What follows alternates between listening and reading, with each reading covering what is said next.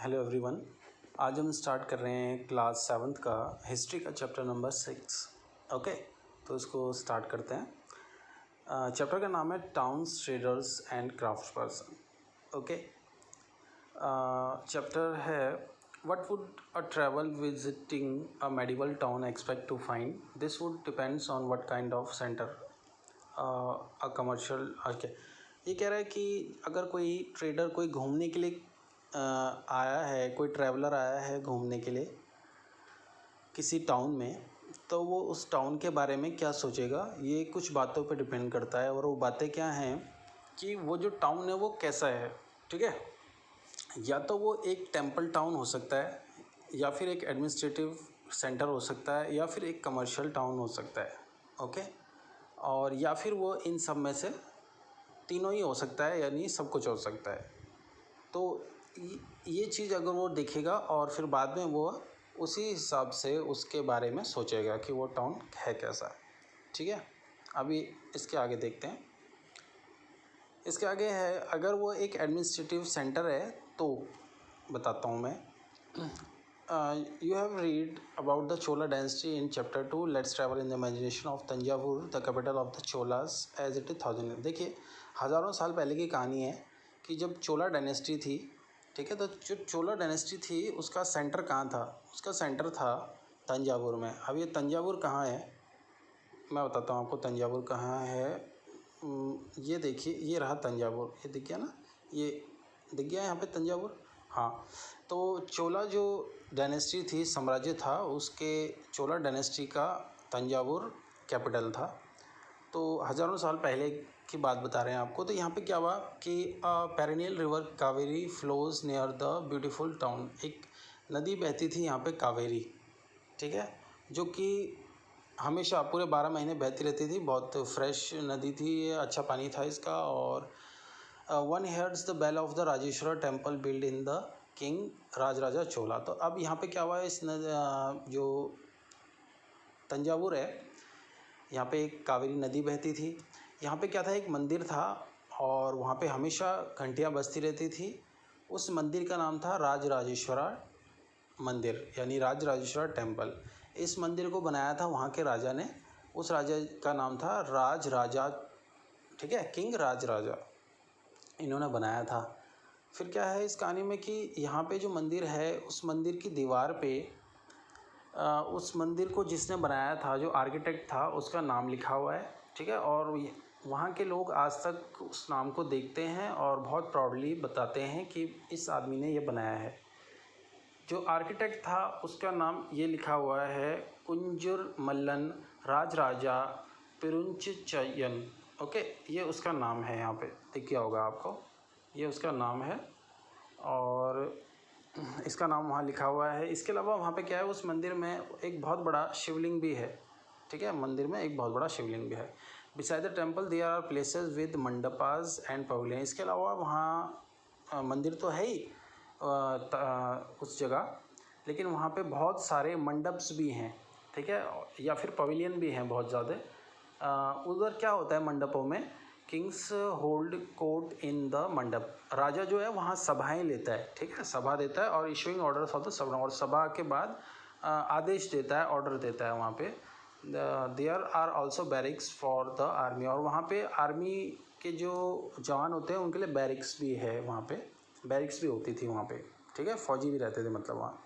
The town is bustling with the market selling grain spices. अब वहाँ पे जो शहर था, वहाँ पे क्या होता था, वहाँ पे मंडी भी लगती थी, ग्रेन्स, स्पाइसेस, क्लोथ, ये सब चीज़ें लोग बेचते थे। Water supply for the town comes from, अब वहाँ पे पानी की व्यवस्था कहाँ से आती थी, वेल और टैंक्स से आती थी, वेल्स एंड टैंक्स से।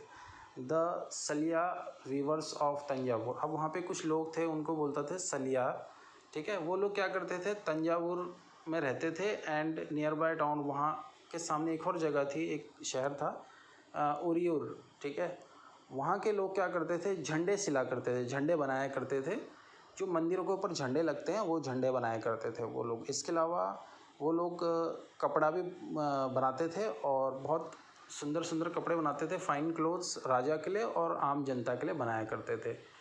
ठीक है। इसके अलावा वहाँ पे और भी लोग थे, शतापतीज़, ये देखिए शतापतीज़ हैं। ये लोगों का क्या काम था, ये लोग करते थे वहाँ पे ब्रॉन्ज़ आइडल्स, ब्रॉन्ज़ की स्टैचू बनाना, बड़े बड़े ऑर्नामेंट्स, बेल्स बनाना, मेटल लैंप्स बनाना, ये सारे काम वहाँ के लोगों के थे।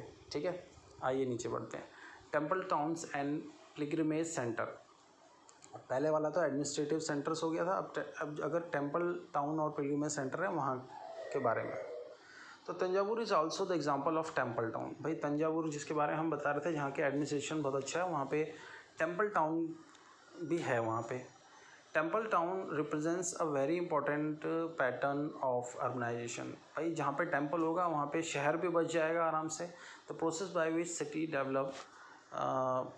Develop temples were often centre to the economics and society. देखिए जहाँ पे मंदिर होता है ना, तो जहाँ पे मंदिर होता है वहाँ पे सोसाइटी भी बच जाती है, वहाँ शहर हो जाता है। ठीक है, ईज़िली वहाँ लोग आने लगते हैं पूजा करने के लिए, और धीरे धीरे जब लोग आने लगते हैं तो क्या होता है कि पूरी कॉलोनी बच जाती है वहाँ पे। ओके, और ऐसे ही वहाँ एक शहर बच जाता है। रूरल्स विल्स temples to demonstrate the devotion of the various deity. अब जो राजा थे वो बड़े बड़े मंदिर बनाते थे, और इससे ये क्या दिखाना चाहते थे कि अपनी स्वामी भक्ति दिखाना चाहते थे, भगवान के हम कितने बड़े भक्त हैं ये दिखाना चाहते थे। और ये कैसे, इससे जितना बड़ा मंदिर होगा तो इनको लगता था हमने प्रेस्टीज का सवाल है, मुझे और बड़ा मंदिर बनाना है, और अच्छे अच्छे ज्वेलरी रखनी है मंदिरों में, गहने रखने हैं, हीरे जवाहरात रखने हैं। इससे क्या होगा, राजा की पावर शो होगी। Okay, they are also empowered temples and grants the land and money to carry the elaborate rituals. इसके अलावा ये मंदिर दान भी किया करते थे राजा। ठीक है, प्रीस्ट को ध्यान दिया करते थे। Feed pilgrims and priest and celebrate. इसके अलावा जो बाहर से श्रद्धालु आते हैं ना, और जो पुजारी होते हैं, इन लोगों को दान दक्षिणा भी दी जाती थी राजा के द्वारा। Pilgrims who flock the temples are made donation. इसके अलावा और क्या होता था, जो पिलग्रिम्स थे ना, बाहर से जो श्रद्धालु आते हैं, ठीक है, ये पिलग्रिम्स वो मंदिर में दान दिया करते थे। ठीक है, एक डोनेशन समझ लीजिए, दान, और उससे फिर आगे के काम किए जाते थे और अच्छा मंदिर बनाया जाता था। ओके, आगे बढ़ते हैं। आगे इसके बारे में बता देता हूँ आपको। ये जो आपके सामने एक मूर्ति दिखाई दे रही है, ये वाली, ठीक है, ये जो मूर्ति है इसमें क्या है, इसके बारे में थोड़ा बताता हूँ, और इम्पॉर्टेंट पार्ट है इसका। ये जो मूर्ति है इसको बोलते हैं bronze bell metal and lost wax techniques. ये मूर्ति चोला डायनेस्टी के समय की बनी हुई है। ये मूर्ति ब्रॉन्ज मेटल की बनी हुई है। ओके, अब ये आप सोच रहे होंगे ब्रॉन्ज होता क्या है, तो एक चीज़ मैं लिख के देता हूँ, BTC। ठीक है, ये याद रखना, BTC एक कोर्स होता है टीचिंग का, लेकिन आप भी याद रखना BTC। B फॉर ब्रॉन्ज समझ लीजिए। इस ब्रॉन्ज से दो चीज़ें जो मिलेंगी तो ये ब्रॉन्ज बनेगा, यानी tin and copper. T for tin and C for copper. Tin और कॉपर को आपस में पिघला के जब मिला देते हैं, उसके बाद जब वो सूख जाता है तो उसको ब्रॉन्ज बोला जाता है। Okay, B for bronze, T for tin and C for copper. Okay, तो ये जो ब्रॉन्ज की मूर्ति आपके सामने दिख रही है, इस मूर्ति के बारे में बताता हूँ मैं आपको। ये मूर्ति जो है ये चोला डायनेस्टी के समय की बनी हुई है। इस मूर्ति को कैसे बनाते थे, बहुत बढ़िया तरीके से। देखिए, सबसे पहले क्या करते थे, आप दिमाग में इमेजिनेशन करिए, एक मोम की ऐसी मूर्ति बनाई।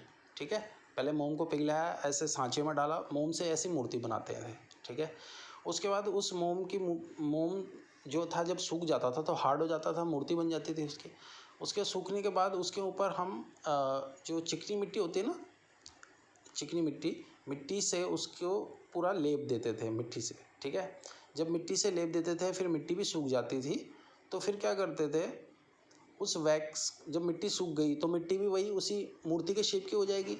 उसके बाद उसको एक छोटा सा छेद करते थे।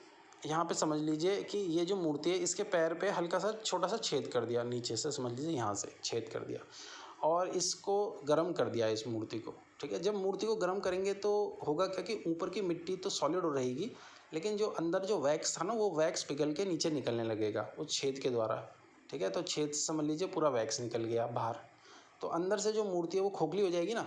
अंदर से मूर्ति खोखली हो गई, तो अब क्या करेंगे कि जहाँ से छेद किया था नीचे, समझ लीजिए पैर के रास्ते, यहीं से वो फिर बाद में ब्रॉन्ज, पिघला हुआ जो ब्रॉन्ज जो है, टिन और कॉपर का मिक्सचर, उसको डाल देंगे अंदर, और पूरा फिल कर देंगे इसको। अभी वो लिक्विड फॉर्म में है, लेकिन जब वो सॉलिड फॉर्म में होगा तो क्या होगा, वो सूख के सॉलिड हो जाएगा और बिल्कुल मूर्ति का शेप ले लेगा। जब वो मूर्ति का शेप ले लेगा तो ऊपर से मूर्ति को ऊपर से ठोक के जो मिट्टी है वो तो निकल जाएगी, और अंदर जो ब्रॉन्ज की मूर्ति है वो निकल के आ जाएगी। तो ये मैं इसलिए बता रहा हूँ कि सोच लो उस समय कितनी ज़्यादा सॉलिड टेक्नोलॉजी का इस्तेमाल किया जाता था, और ब्रॉन्ज की नॉलेज भी थी उन लोगों को उस समय। ठीक है, तो ये इस मूर्ति के बारे में हो चुका है।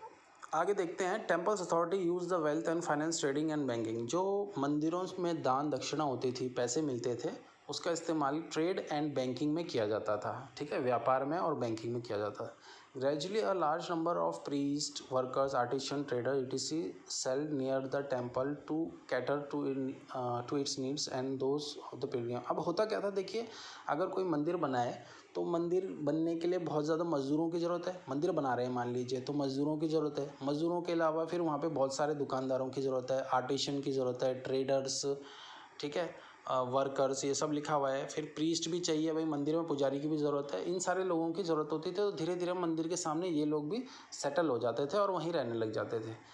और इससे क्या होता था, दस ग्रू अ टेम्पल टाउन। इससे वो जो मंदिर है वो एक टेम्पल टाउन बन जाता था, है ना। शहर भी बन गया, वो मंदिर भी है और शहर भी है।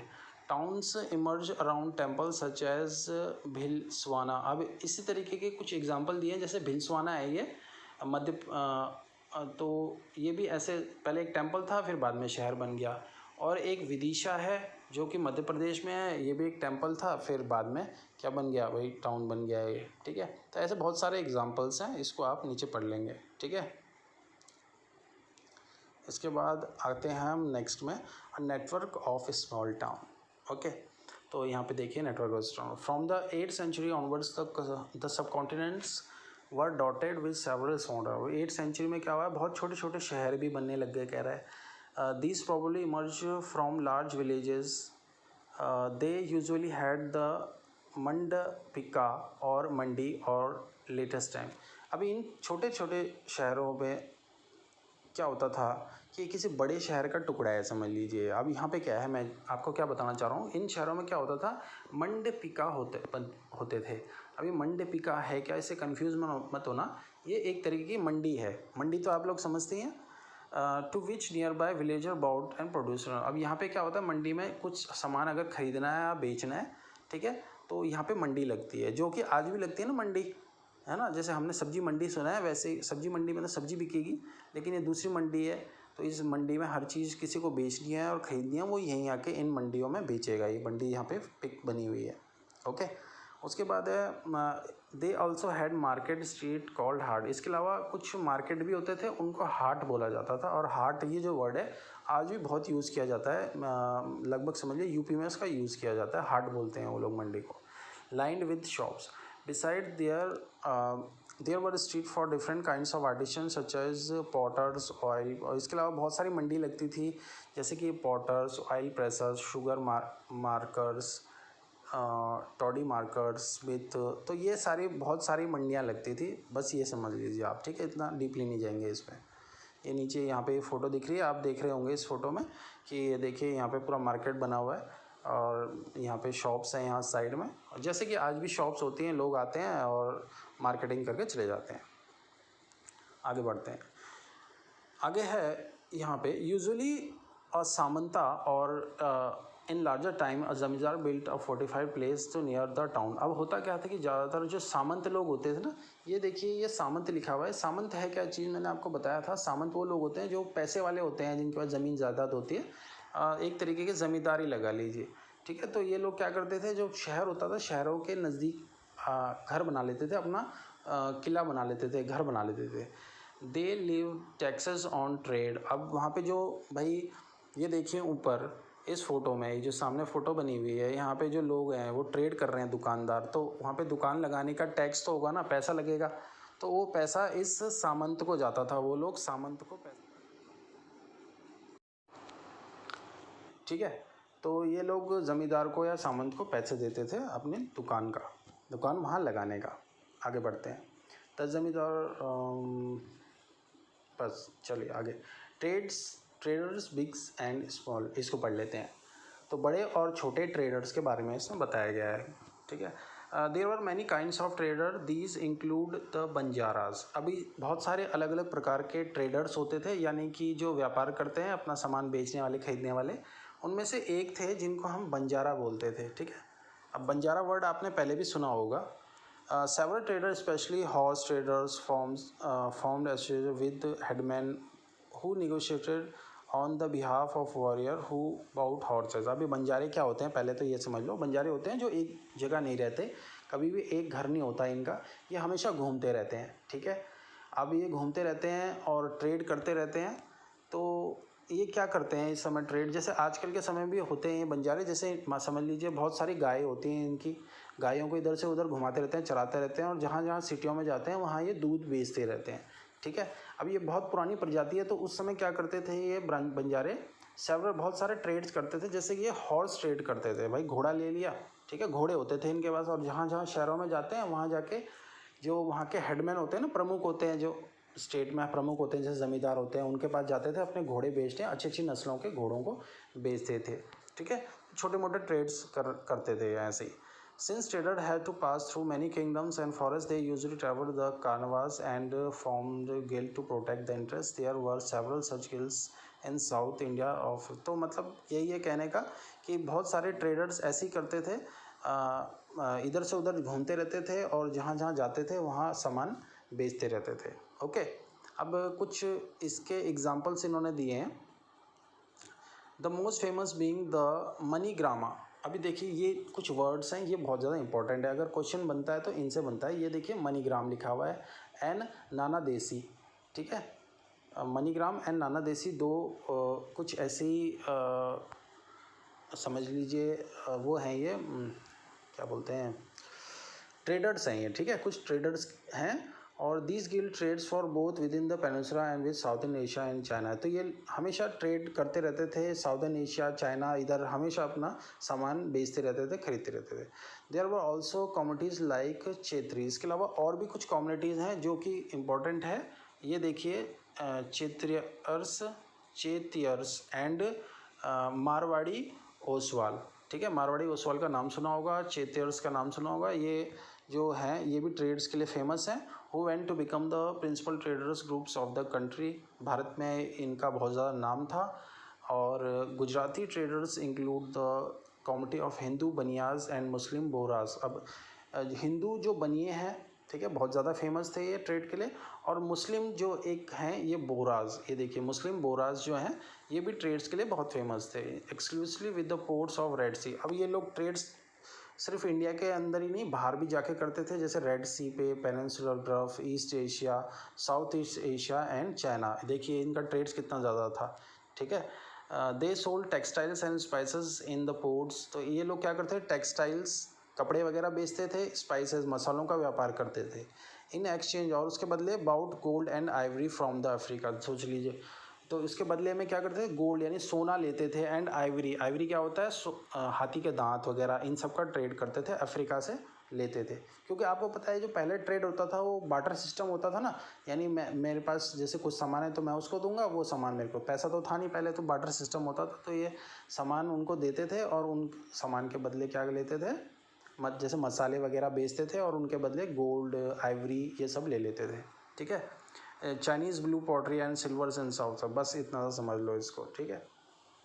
इसके आगे देखते हैं क्राफ्ट्स एंड टाउन। ये चैप्टर काफ़ी बड़ा है इसलिए मैं आपको जल्दी जल्दी बताऊँगा ये चैप्टर, ओके। तो क्राफ्ट्स एंड टाउन देखिए, ये सामने आपके सामने देखिए कितना सुंदर सा ये बिदर है। देखिए the craft person of Bidar were also famed their inlay work of copper and silver that is came to be called Bidri. अब ये सामने कॉपर का एक बहुत ही सुंदर वर्क है आपके सामने, और इसको कैसे किया है, यहाँ पे जो क्राफ्ट पर्सन है, बिदर क्राफ्ट पर्सन बोला जाता है, और उनके नाम पे इनकी जो कला है उनको बिदरी बोला जाता है।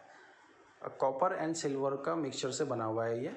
The Panchalas and Vishwakarma community consist of goldsmith. अब देखिए विश्वकर्मा एक कम्युनिटी होती है, ठीक है, एक प्रजाति है जो कि ये सब बनाती है। Consist of goldsmith, bronze smith, blacksmith, mason and carpenters were essential to building the temple. They were played as the important role to construction of places and bring buildings. तो इनका बहुत ज़्यादा role है, कहीं पे भी इनके बहुत यूज़ किए जाते थे।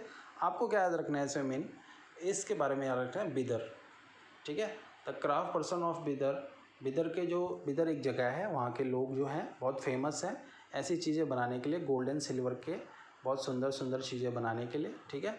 और इनकी ज़रूरत उस टाइम में बहुत ज़्यादा होती थी, कहीं भी इनको बुलाया जाता था और इनसे वर्क लिया जाता था। कंप्लीट, आगे बढ़ते हैं। ये देखिए एक शॉल एंड बॉर्डर्स, एक सेकेंड, कौन से पेज पे थे,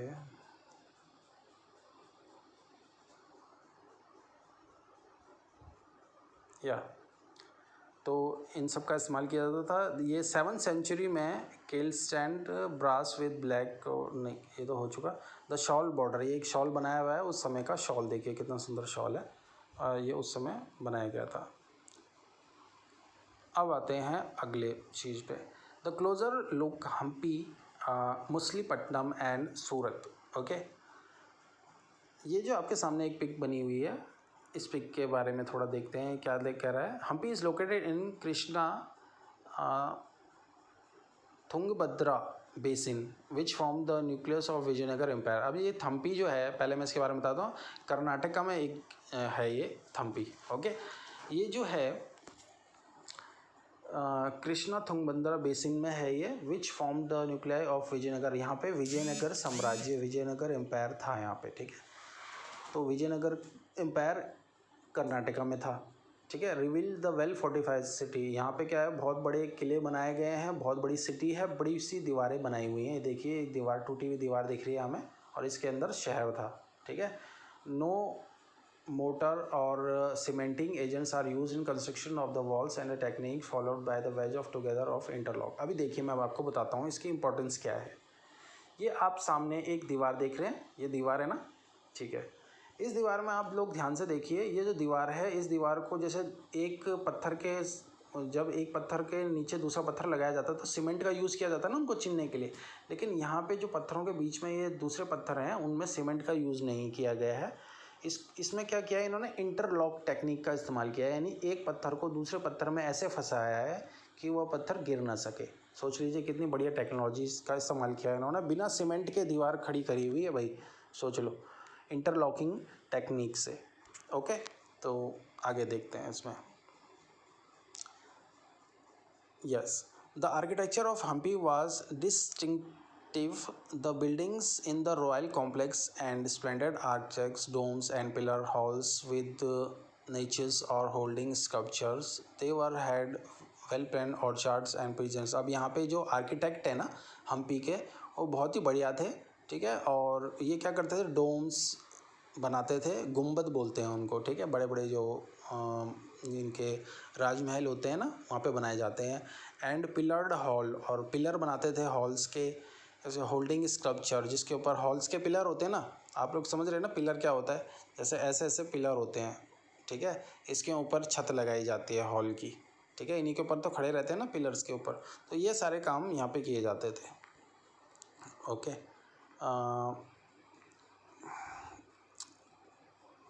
ठीक है, आगे बढ़ते हैं। The gateway of west Surat, Surat के बारे में बताते हैं। Surat in Gujarat is the emporium of the western trade during the Mughal period, allowing the Cambay present the Khambhat and somewhat later. अभी देखिए ये सब कुछ नहीं है। सूरत जो है आपको पता है वेस्टर्न इंडिया पे पड़ता है, ठीक है। अब सूरत गुजरात में पड़ता है ना, तो सूरत से बहुत ज़्यादा ट्रेड किया जाता था, आज से नहीं, बहुत पहले की बात बता रहे हैं हम। जब मुग़ल डायनेस्टी थी उससे पहले से ही यहाँ सूरत से बहुत ज़्यादा ट्रेड किया जाता था, शिप में बैठ के यहाँ से ट्रेड किया जाता था हर जगह, ठीक है। पूरी दुनिया में ट्रेड किया जाता था लगभग। The city was cosmopolitan and peoples of all caste and creeds live there. अब ये देखिए, ये पॉइंट ऑफ व्यू, ये कॉस्मोपॉलिटन, ये जो सिटी है बहुत ही बढ़िया सिटी थी, और हर जाति धर्म के लोग यहाँ पे काम करते थे। In the 17th century there the Portuguese, Dutch and English had their factories and warehouse in Surat. अब हुआ क्या कि 17th सेंचुरी से जो पोर्चुगीज़, डच और इंग्लिश जो लोग थे, ब्रिटिशर्स, ये लोग आए और इन्होंने सूरत में अपनी फैक्ट्रियाँ लगानी शुरू की। According to the English chronicler who wrote the account of the port in 1689 and average of the 100 ships of different countries could be found across in the port of any given time। ये बस ऐसे ही कह रहा है कि एक book है उसमें लिखा गया है कि लगभग रोज की 100 शिप्स जो थी 100 शिप यहाँ से ट्रेड करके जाती थी। तो सोच लीजिए कितना बड़ा ट्रेड होता होगा यहाँ का, ठीक है। बाकी इसमें और कुछ नहीं है, बस। आगे देखते हैं fishing in troubled waters Machilipatnam. Okay, Machilipatnam के बारे में बता रहे हैं। द टाउन ऑफ मछलीपट्टनम और मछलीपट्टनम, अभी मछलीपट्टनम और मछलीपट्टनम एक ही चीज़ है, ठीक है। मछलीपट्टनम एक ही चीज़ है ये दोनों। लिटरेरी फिश पॉट टाउन, इसको फिश पॉट टाउन भी बोला जाता है। ले and delta of Krishna river, Krishna river जो है वहाँ पे ये है, ठीक है। तो यहाँ पे क्या है, in the 17th century it was the centre of intense activity. यहाँ पे बहुत सारे काम किए जाते थे 17th सेंचुरी में। Both the Dutch and English East India company attempt the control Machilipatnam at it becomes the most important port of Andhra coast.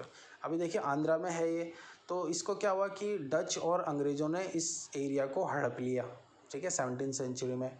उसके बाद क्या हुआ, the fort eight Machilipatnam was built by the Dutch. यहाँ पे एक किला बनाया गया आंध्रा में, मछलीपट्टनम में, और इस फोर्ट यानी किले को डच लोगों ने बनाया था। किसने बनाया था? डच ने बनाया था इधर पे।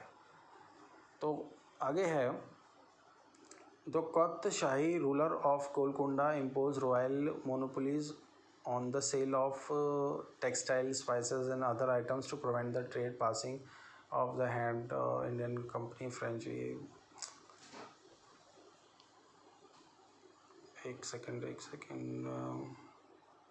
चलिए थोड़ा सा बता देता हूँ इसमें क्या था। तो वो तो समझ में आ गया मछलीपट्टनम का। उसमें एक और चीज़ है, द कुतुब शाही रूलर, ये Qutb Shahi ruler of Golconda impose royal monopolies. यहाँ पे जो कुतुब शाही कुछ रूलर्स थे, ठीक है, कुछ राजा थे, उन्होंने क्या करा, monopolies in the sales of tax. जो टेक्सटाइल्स थे ना, वहाँ पे स्पाइसेस थे, इनका व्यापार किया जाता था, इसमें ये मोनोपोली करने लग गए, यानी मनमानी करने लग गए यहाँ के लोग, ठीक है।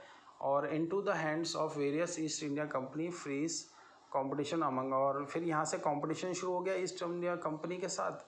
Various trading groups, the Golconda nobles, Persians, merchants, Telugu, Chettis. तो बस यही है इसमें, ठीक है। अगला है न्यू टाउन्स एंड ट्रेडर। अब नए नए शहर बनने लगे, नए ट्रेडर आ गए। तो in the 16th and 17th century Europeans countries were searching the spice and textile. अब ये है मेन चीज़, ठीक है। 16th सेंचुरी में जो यूरोपियन कंट्रीज़ हैं, ठीक है, यूरोपियन कंट्रीज़ तो है, वो किसकी खोज में निकले वहाँ के लोग? स्पाइसेस एंड टेक्सटाइल्स की खोज में। स्पाइसेस होते हैं मसाले और टेक्सटाइल्स होते हैं जैसे कपड़े वगैरह, ठीक है, इनकी खोजों में निकले। Which has become popular both in Europe and West Asia. और पूरे यूरोप और एशिया, वेस्ट एशिया में इसकी बहुत डिमांड थी इन दोनों चीज़ों की। The English, Dutch and French form East India companies in order to expand the commercial activities in east. अब तो ये सारे के सारे इसकी खोज में निकल गए। और उसके बाद क्या हुआ कि कुछ ट्रेडर हैं जैसे Mulla Abdul Ghafur and Virji Vora, who owned a large number of ships completed with them. However, the European companies used the naval power of gain control the sea trade and force Indian traders to work as the agents. Ultimately, the English emerged as the most successful commercial and political power। तो हुआ क्या, देखिए भारत में आपको पता है यहाँ मसालों को ट्रेड किया जाता था, बहुत मसालों की पैदावार होती है साउथ में, ठीक है। और टेक्सटाइल भी यहाँ बहुत अच्छा था, यहाँ पे सिल्क वगैरह बहुत अच्छा मिलता था, ठीक है। तो क्या हुआ कि जो डच लोग आए, जो अंग्रेज़ लोग आए, ये भारत में आ गए और इन्होंने भारत का ट्रेड सारा हड़प लिया, ठीक है। और ट्रेड हड़पने के बाद ये प्रॉफिट कमाने लग गए भारत से, ठीक है। तो उसके बाद क्या हुआ, taking up Indian textile designs become increasingly refined. However this period also saw the decline of independence of the craftsmen. अब हुआ क्या कि वही अंग्रेज़ों ने हड़प लिया और अंग्रेज़ फिर अपने मनमानी तरीके से उनको बोलते थे कि जो जिसकी डिमांड होगी वही चीज़ बनाने के लिए बोलेंगे ना, अपनी तरफ से तो कुछ बना नहीं सकते थे। तो अंग्रेज़ इनको वही काम करवाते थे जो अंग्रेज़ खुद चाहते थे। Okay. They now begin to work for the system more advanced and when that have weave clothed. The 18th century saw a rise of Bombay. अब 18वीं शताब्दी में क्या हुआ, नई नई सिटीज़ बनी जैसे Bombay, Calcutta, Madras, which are nodal city today, जो कि आज बहुत बड़ी सिटी बन चुकी हैं। ठीक है, तो ये जो मैं बता रहा हूँ ये सब क्या है, न्यू टाउन्स एंड ट्रेडर्स में, यानी उस समय के तो नए थे लेकिन आज बहुत पुराने हो चुके हैं, हर कोई जानता है इनके नाम, है ना। तो ये हो गए बॉम्बे, कलकत्ता, मद्रास, ये सब उस समय बन चुके थे। ठीक है, बाकी आगे बढ़ते हैं, ये सब फालतू की बकवास है इसमें। और ये हैं इसके आगे कुछ बिल्ड बाय अजमेर यूसुफ। ठीक है, तो इसके आगे के आप लोग कर लेंगे। ठीक है, फिलअप्स वगैरह, Rajeshwar temple build by Rajaraja, Ajmer कहाँ है, सूफी सेंट किसने बनाया था, हम्पी कैपिटल किसकी है, ये विजयनगर डच। तो ये क्वेश्चन आंसर आप कर लेंगे। इससे रिलेटेड कुछ क्वेश्चंस होंगे आपके मन में, तो क्वेश्चन आप मेरे को कमेंट बॉक्स में लिख देंगे, मैं आपको बताऊंगा। ठीक है, और इसके बाद हम स्टार्ट करेंगे नेक्स्ट चैप्टर। ठीक है, और उसके उस चैप्टर में मैं इस चैप्टर के कुछ अगर प्रॉब्लम्स होगी तो मैं स्टार्टिंग में वो बताऊंगा आपको उसमें। ठीक है, ओके फ्रेंड्स, बाय।